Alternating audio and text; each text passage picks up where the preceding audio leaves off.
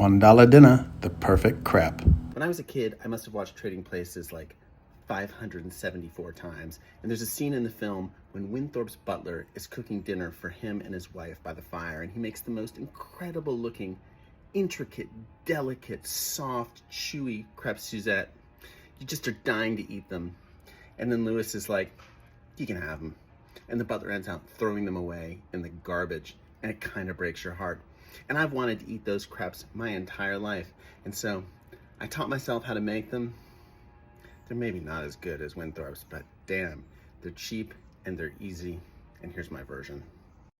Crack 2 large eggs in a bowl. I like to use these silicone bowls because you can then pour directly from the bowl into your pan and add just under a cup of milk, like 7/8 of a cup. I like the liquid to be more egg than anything else, and mix together thoroughly until it has a nice froth.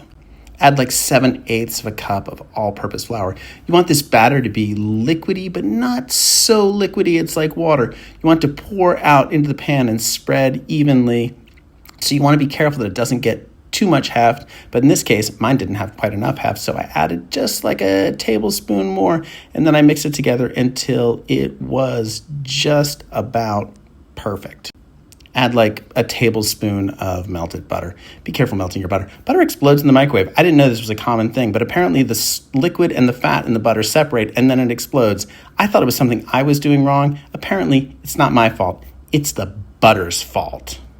Get your crepe pan scotching hot and then just smear it with butter and then pour the liquidy batter into the pan and spread it around.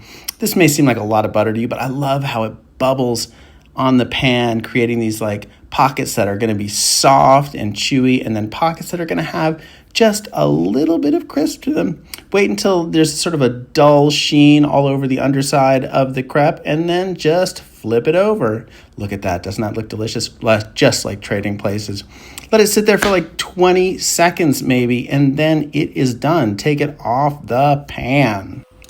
I made 2 more crepes because I was by myself and I was feeling hungry, and I thought I could actually eat 3 crepes. And boy, you know what? I was right. I think actually I came back and maybe made a 4th. Someone gave us these crepe pans as a wedding present, and I thought, what a ridiculous present. We'll never use these. When my kids were little, I used them every day. Well, not really, every weekend. Look, you can smear it with jam and make a jammy old crepe like the French do, or you can eat it my way, which is drenched in fresh maple syrup, and that's the way the Canadians eat it, and boy, it's hard to beat.